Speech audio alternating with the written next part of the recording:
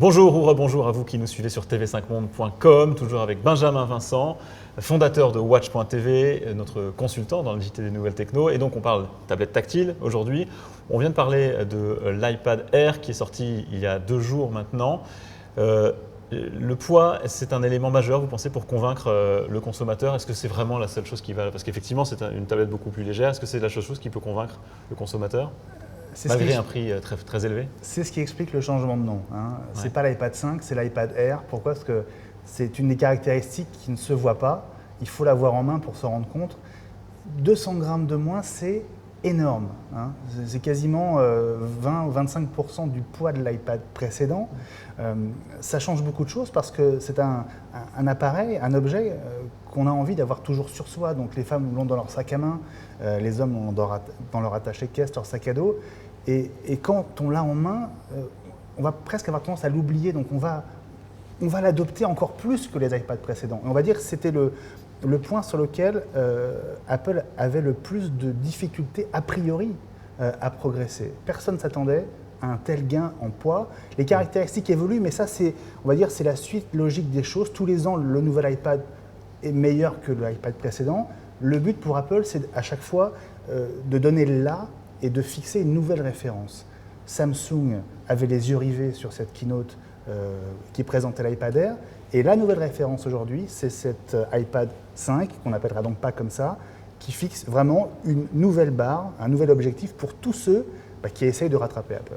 Ça veut dire clairement que la tablette Microsoft Surface, qui est beaucoup plus lourde, surtout la Surface Pro, la Surface 2 Pro, n'a aucune chance. Alors, j'ai insisté sur les caractéristiques de la Surface 2. C'est quasiment 1 kg la Surface 2 Pro. Absolument. C'est très important parce que le poids, c'est un objet lourd, c'est pas agréable, un objet encombrant, ça l'est pas non plus. Mais il y a d'autres problèmes dans la stratégie de Microsoft. Et évidemment que l'annonce du rachat de la division mobile de Nokia brouille les cartes. Parce que très concrètement, dans quelques semaines, dans quelques mois, chez Microsoft, il y aura les Surface, les tablettes Surface, et puis il va y avoir l'apport de Nokia qui sort donc sa première tablette. Et donc, qu'est-ce qui va arriver? Est-ce que Microsoft va garder, on va dire, les tablettes version Nokia? Est-ce qu'elle va garder les Surface? Que va devenir la marque Nokia? Est-ce que les Lumia vont devenir des tablettes Microsoft? On est perdu et donc on n'a pas tellement envie d'investir dans un produit dont on sait que dans quelques semaines, quelques mois, il va forcément être positionné. Et ça, c'est une sorte de brouillard qui ne touche pas du tout l'iPad, par exemple. Donc c'est un gros avantage pour Apple et c'est un gros problème pour Microsoft en ce moment. Pourtant, c'est dommage parce que la tablette Nokia 2520 est assez convaincante en termes de couleur, en termes d'utilisation et de puissance. Oui, c'est la digne héritière de toute la famille Lumia qui est vraiment un succès en termes de design, de caractéristiques. Pour moi, après les iPhones, c'est vraiment, on va dire, la famille mobile, smartphone et maintenant tablette qui est la plus agréable, la plus ludique. On a envie de l'allumer, on a envie de jouer avec.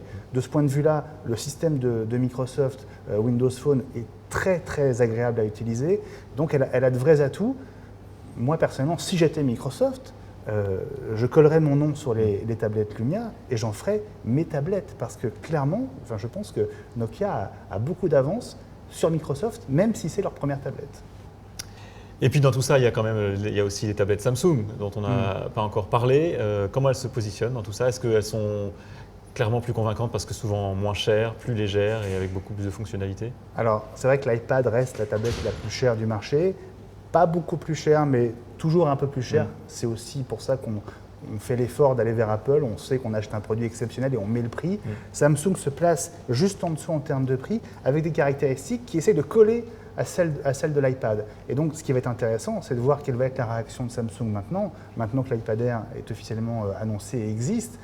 On sait qu'ils avaient très mal vécu le fait d'être battus sur l'épaisseur de la tablette par Apple à un moment. Ils avaient réussi à faire aussi bien avec leur nouvelle génération de Galaxy Tab. Voilà. Clairement, c'est un match vraiment de numéro 1 et de numéro 2 entre Apple et Samsung. On va avoir une réponse sans doute dans les prochaines semaines. Merci beaucoup Benjamin Vincent d'être venu dans le JT des nouvelles techno de TV5 Monde.